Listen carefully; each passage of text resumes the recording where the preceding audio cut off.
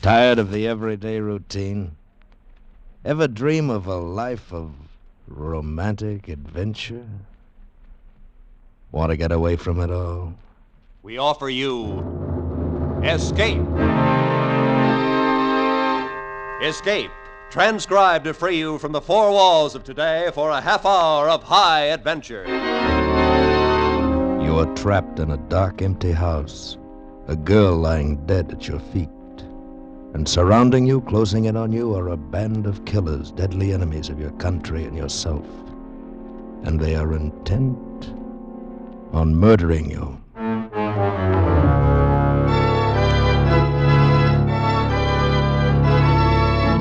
Today, with Barry Kroger starred as David, we escape to England and the story of a man whose life depended upon the outcome of his mission, as Graham Greene told it in his fascinating story, Confidential Agent.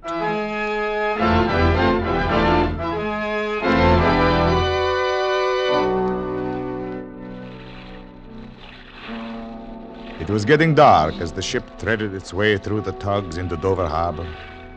The thick fog gave way reluctantly to the ship. It swirled over the deck. There was a cold bite to it, chilling me inside and out. Yet in a way, this cold English fog was more comforting than the atmosphere I had left. For in my country, there was war. Already Austria had fallen before the goose-stepping armies of a madman, and now my country was fighting with its back to the wall. In order to continue the fight, we needed industrial diamonds to shape the tools of war. That's why I was now landing in England. There were others in my country, a group headed by a man known only as the Baron, who wanted to turn our country over to the invader, who would do anything to stop us from getting the diamonds we needed. So you see, my mission was a secret one. Not even our own embassy knew of it. So far, the trip had been uneventful, except for meeting the girl. Her name was Rose Cullen.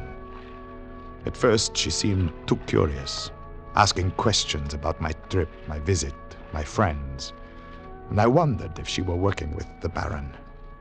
But as time wore on, I decided I'd been mistaken, and I accepted her offer to drive me to London. 20 minutes after we had docked, we were through the customs and walking towards the car park. Rose suddenly asked me to excuse her for a moment. Almost before I could answer her, she had vanished in the fog. Good evening, David. Baron.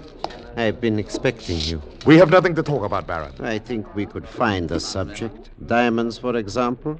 Or perhaps I could interest you in accepting, let us say, 2,000 pounds for our point of view. Say 2,000 pounds. I still say we have nothing to talk about. An honest man. It's a very dangerous hobby, David. Honesty? You may remember an old saying in our country.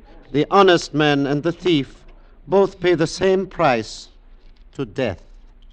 Goodbye, David. He raised his hand in an open-palmed salute and walked away, the fog quickly swirling up to hide him. There was a shot, aimed at me. I jumped back against the wall. There was nothing to see but fog. Gray wisps of fog blanketing out everything. There was no way of telling from where death had tried to strike, or from where it might strike again. Then I heard her returning. Had she left me to give them their chance? Or had it been her finger, manicured and perfumed, that had curled around the trigger? Sorry to be so long, David. Are you ready? Yes. I was talking to your friend, the Baron. The Baron? Oh, you must be mistaken. I don't know a Baron. Come along. Did he say he knew me? No. Perhaps I am mistaken. Of course, it might be someone I met at Father's. He loves to surround himself with titles. Oh, who is your father? Ah, here we are. Will you drive? I'm simply exhausted. All right. My father? Oh, he's Lord Bendage. Didn't you know? Lord Bendage? But I thought your name is Cullen? Well, of course. My father's name was Edward Cullen. After his first £1,000,000, he became Edward, Lord Bendage. It's really quite simple. I came here to do business with Lord Bendage. Isn't that coincidence? Everybody I meet has business with him. I see. I can't think of anything more dull than Father's business. What are you thinking? How, in my country, I would go along a country road like this very slowly, ready to jump into a ditch if I heard a plane. I'm not sure the war has not followed me here. Oh, don't be silly. The only war here is between the Prime Minister who talks about peace in our time and Mr. Churchill, who talks just as long about the glory that was Britain's. And nobody believes in anything. You're very cynical for such a pretty girl. What is there for me to believe in? My father's diamonds. Hardly something to get passionate about. You have no young man? Oh, plenty. If I want to know who scored 60 runs in the Lancing-Brighton cricket match, or the odds at Epsom Downs. But there's no excitement. If it's excitement you want, perhaps we still will get it. One of my countrymen tried to kill me just before you joined me. Oh, really? It's true. He or his men will certainly try again before I reach your father. Oh, don't be so melodramatic. Things like that don't happen except in thrillers. Unless, of course, you're a spy. Are you? No. No, I'm more of a confidential agent. What's the matter? What's that ahead of us? Oh, it's just a lorry. Why is he blocking the road? He stalled, probably. I'm sorry you're mixed up in this But road. it's only someone out of Hold on, petrol. we're going on.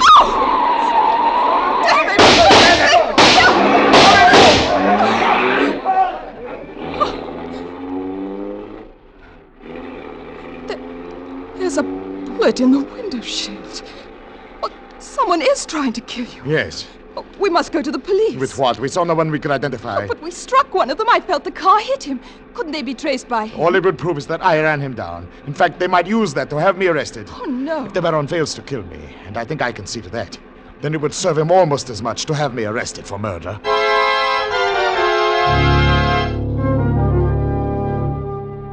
It was late at night when we reached London. Rose wanted to drive me to my destination, but I refused. It wasn't entirely distrust, but a fear that she might lead them to me without realizing it. So she dropped me off in the West End.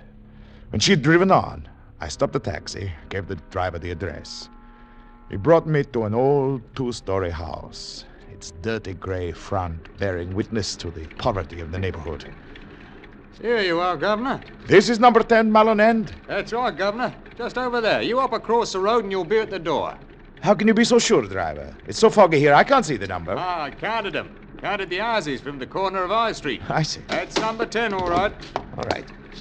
That'll be 3 and 6, sir. Oh, yes, of course. Here you are. Oh, thanks very much, Governor. Thank you. Good night. Good night.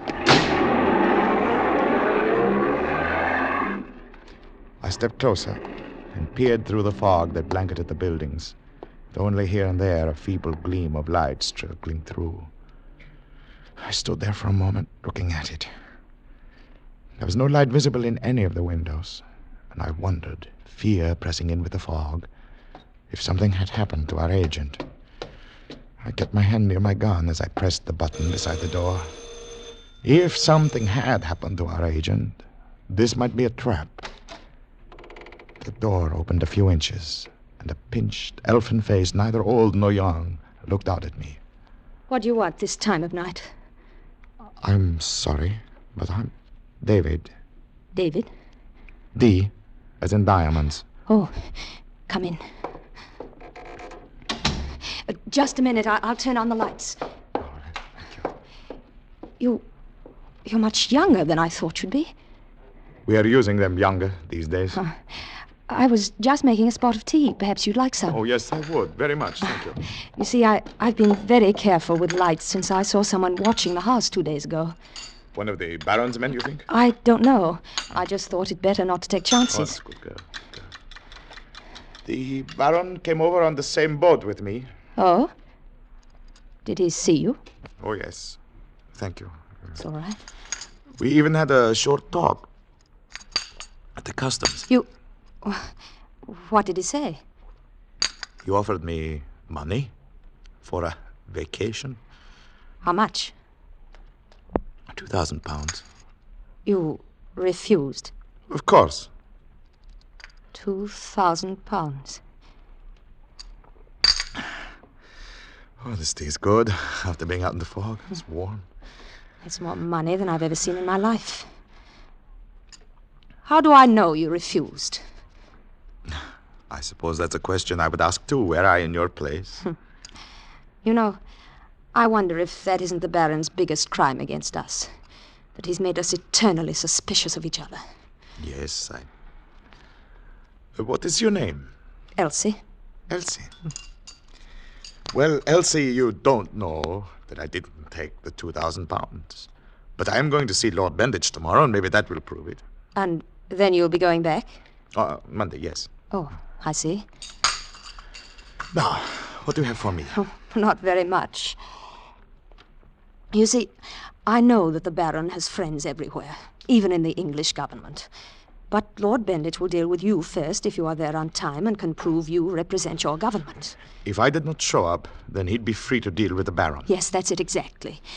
Now look, if you're seeing Benditch and his syndicate tomorrow, yes, then I must warn you again that... The shot came through the window. I leaped to the wall, turned off the light. I knelt, found her wrist. There was no pulse.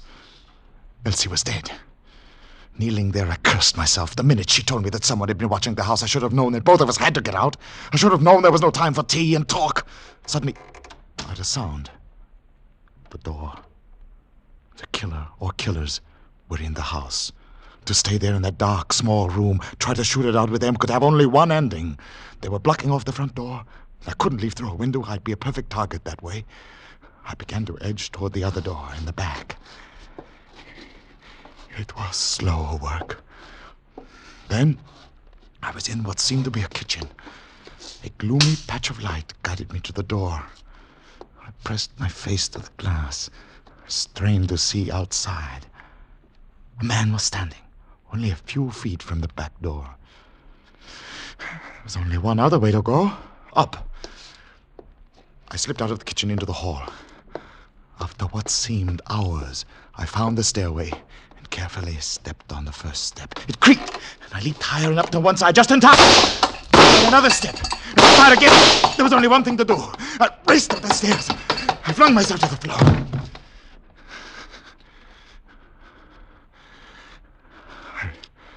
Downstairs, I heard the front door open again. More of them had entered the house. They were taking no chances. I lay there on the floor at the head of the stairs, scarcely daring to breathe. I knew I could get anyone coming up that stairs with my gun, but was there another stairway to the second floor? I knew so many of these houses had them. Perhaps this one did too. And that somewhere outside, I heard something thump against the side of the house. One of them was trying to get in. One of them was coming in through some window on the second floor. From every side, death was closing in on me.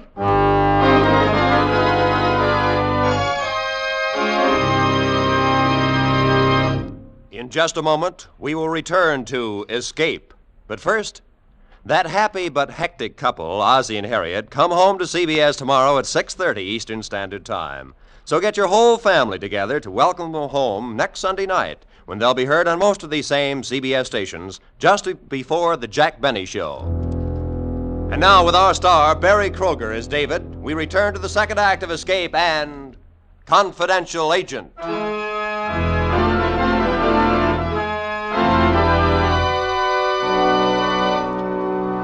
I was on the second floor of the old house on Malin End, and the Baron's men were downstairs, slowly working their way up to me, searching me out.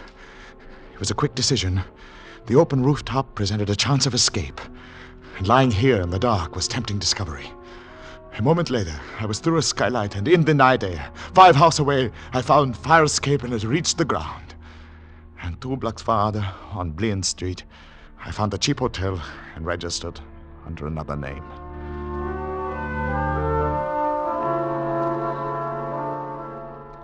The next morning, I took a taxi to the house of Lord Benditch. The butler, with the empty face of the typical British servant, took my coat and then showed me into the room where Lord Benditch and 4 other men waited. These men were the Diamond Syndicate. You're the man we're expecting? Yes, I think you know the object of my visit. We had a letter a fortnight ago. Strange the purchase wasn't handled through your embassy or consulate. This is Mr. Forbes. How do you do? How do you do, Mr. Lord Forbes? Fetting. Oh, my lord. Mr. Brigstock. How do you do, sir? Mr. O'Grady. You'll forgive us if we get to business right away? I should like that. Now, I'm prepared to pay the highest market price for which I have here a side draft and a bonus of 25% after the diamonds reach my country. You will take the diamonds yourself? Oh, yes. Then the bonus should be paid now. Bendich is right, old boy. You might never go back, and then where should we be? Perhaps, Lord Bendich, we could accept the offer as it is if we are given notes covering the bonus. Oh, yes, I'm quite prepared to do that. Very well. You understand, we could do better than this, but we like to do business with established governments. We must, however, be certain that you have the right to speak for your government. You have your credentials, of course. Certainly, I have them. Something wrong? It's extraordinary. I had them in my breast pocket with my passport here. Klepshu left them at your hotel. Morning after a tacky evening and all that. I had them right here when I entered this house. If you're implying... I did have my papers. They've been stolen. I dare say. Well, it's obvious we can't do business with an unaccredited agent. Lord Bendich, they've been stolen. Rough go, old boy. But it looks like you've had it. We are sorry, but Lord Bendich is right. We can't I walked slowly out of the room. I must admit they were fair. The butler must have taken the papers when he helped me off with my coat. But I had no proof. I went out into the hall, took my coat from the rack. I was about to leave when I heard my name. David!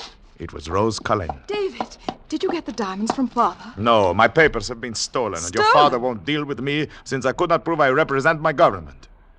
Rose, do you know, is your father's butler new? Well, I think so, although I didn't really notice. I don't live here. I have my own apartment. You mean you think he took... I'm sure of it. I had my papers when I came up the steps. They were gone when I went to show them to your father. Then that means... Come along, David. We'll find out. No, Rose, that would do no good. I'm sure that the Baron will have covered all loopholes. The papers are far away by now.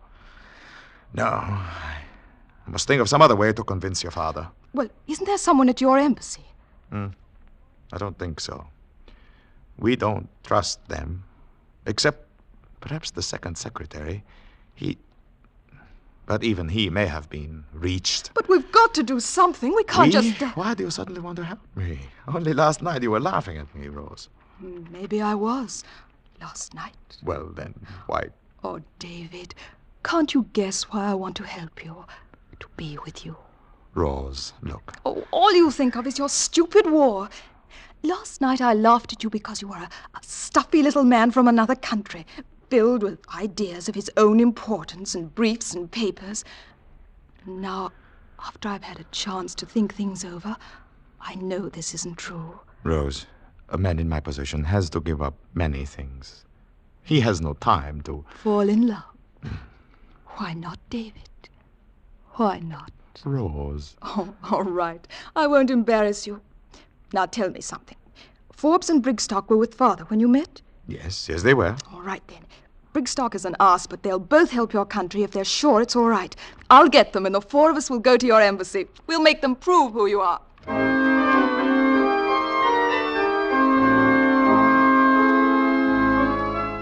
She was right. They both did seem anxious to help, and were quite willing to go to the embassy with us. At the embassy, we waited for the second secretary. Then a man appeared, a countryman of mine, although I had never seen him before. May I help you, gentlemen? Yes. My name is Forbes. This is Mr. Brigstock. How do you do? We are associated with Lord Bendich. This is his daughter. We are considering doing business with this other gentleman who claims to represent your government.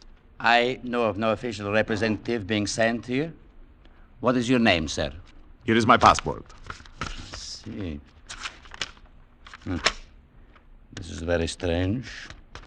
Mr. Forbes, the man whose name is on this passport is no longer alive. Are you sure? He was shot by the rebels. Oh, you're lying. You didn't even look at the passport.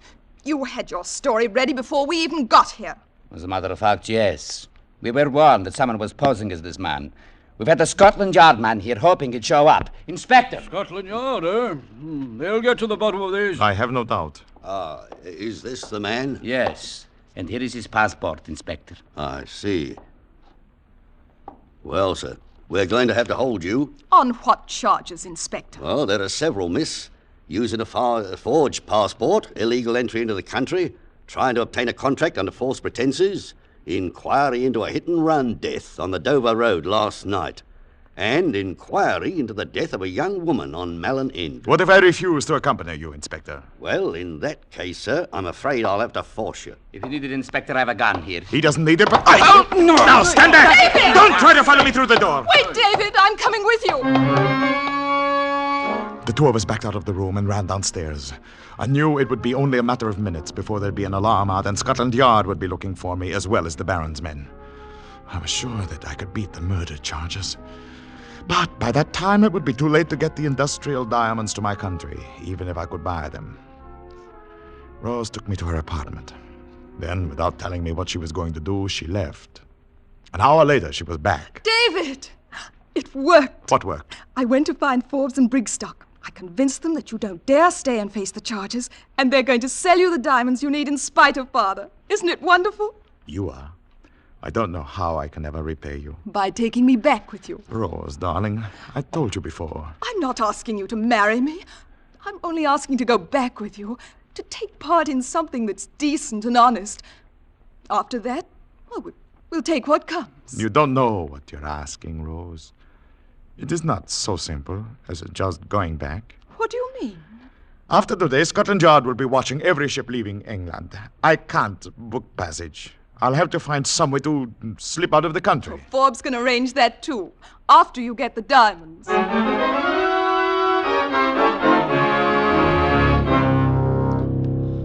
Forbes and Brigstock brought the diamonds, a small package that meant life for at least a while longer to my country. They both seemed only embarrassed when I tried to thank them, and when they left, Rose went with them. They'd not been gone long when there was a knock on the door. I hesitated to answer to it. It's Brigstock, old boy. I say, let me in. Well, Mr. Brigstock, is something wrong? Oh, not a thing, old boy. You know, it occurred to me that you're in a bit of a spot about getting out of the country. And now that you have the diamonds, an idea happily struck me, so I just nipped back. You know how I can get away? Quite. The perfect solution, old boy, is this. A gun? Astute of you to recognize it. No, don't move. I assure you I'm an expert shot. Bullseye and all that sort of thing.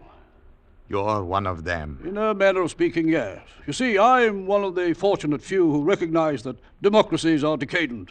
Too weak, you know. Nothing for me to do but work with other Johnnies who agree.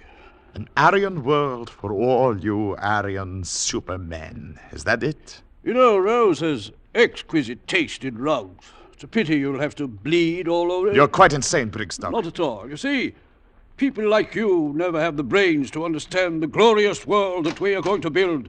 A world dedicated to joy through strength. Forbes. I say, most unfair. Old boy. They can never resist making speeches. I thought there was something suspicious about Brigstock leaving us so suddenly, so I followed him. But there's no time to talk. You have to get out of here quickly. Where shall I go? I own a resort hotel near South Crawl. South Crawl? I'll make a reservation for you, and tonight one of my men will pick you up there, put you on a freighter bound for your country. And Brigstock? Brigstock is our problem. I'll give them a full report of it when I turn myself in, as I must do. Perhaps my trial will help my country as much as your escape will help yours.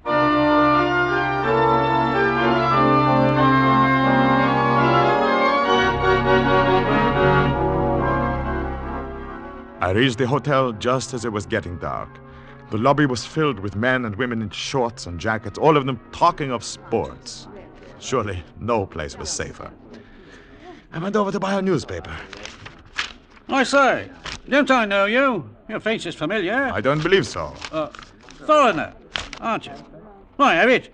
Saw a photograph of you in the stock press edition of the Express. I'm afraid you've made a mistake. Can't get away from Scotland Yard. Best police force in the world. No, I remember. It was murder. Don't try to get away now. I shall take measures, you know. I thought of making a run for it, but there was no use. The lobby was filled with people. I couldn't hold up all of them. My captor sent someone to call the police. We sat down and waited. You foreigners aren't civilized, you know. Fellow told me when he was in Prague, he saw a chap shoot down the bobby right on the street. Can't do that sort of thing, you know. Anyone in here by the name of... Here we are. Are you the detective? Detective? Why, yes. Then here's your man. Oh, I see. I have a warrant for your arrest, charging you... I know the charge, officer. Don't bother with it. Well, then, come along. No handcuffs? Oh, I don't think that'll be necessary. I have a car right out here.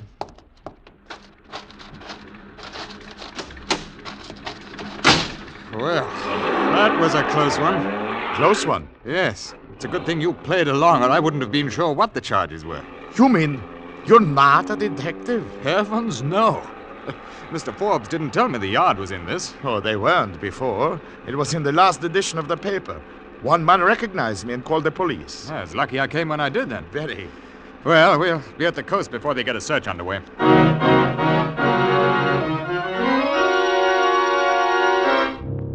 We reached the coast in half an hour, and I was hoisted over the side of a small freighter, like a piece of cargo. I stayed below until we were well underway, and then went above. The deck was uncovered, and the wind whipped the sharp spray across my face. I could feel the pressure of the package of diamonds in my pocket. My mission was over, and I was on my way home. Yet I felt neither relief nor happiness. I'd thought there was no room in my life for both war and love. But now that there was only war ahead, I felt empty. I stared off at the lights, glimmering somewhere far astern. That would be Plymouth Hoe. Rose. Oh, David. Rose, no. David. Rose, no. This is not the time for tears. When I was a little girl, someone told me that most men don't know what they want, so they make gestures. Well, And Forbes said the same thing this afternoon. And so I decided not to waste time. And I made the decision for both of us. Between Mr. Forbes and yourself, my darling, it seems everything has been taken care of.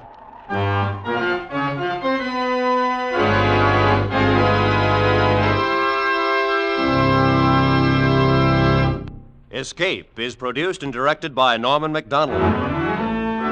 Today we have presented transcribed Confidential Agent by Graham Greene, adapted for radio by Ken Crossan with editorial supervision by John Dunkel. Starred as David was Barry Kroger. Featured in the cast were Edgar Barrier, Constance Cavendish, Herb Butterfield, Parley Bear, Olive Deering, Ben Wright, Wilms Herbert, and Alec Harford. Special music was arranged and played by Ivan Ditmars. Next week. You are standing alone in a lonely canyon in the shadows of Superstition Mountain.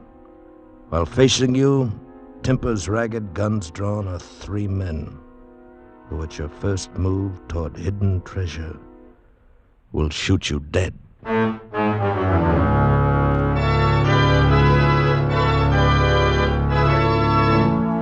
Next week, we escape with Ralph Bates' unusual story, When the Man Comes, Follow Him. Be sure to tune in at the same time next week, when once again we offer you Escape. Tomorrow night on CBS is really something to talk about and listen to. Academy Award winner Jane Wyman on the CBS Family Hour of Stars. Ozzie and Harriet, Jack Benny, Amos and Andy, Sam Spade, and Lum and Abner. These are only a few of the great stars and shows which will come to you tomorrow night on most of these same CBS network stations. Jack Benny, of course, will be heard on the entire CBS network. This is Roy Rowan speaking. Now, stay tuned for 5 minutes of the latest news to be followed by the Let's Pretend program over most of these same CBS network stations.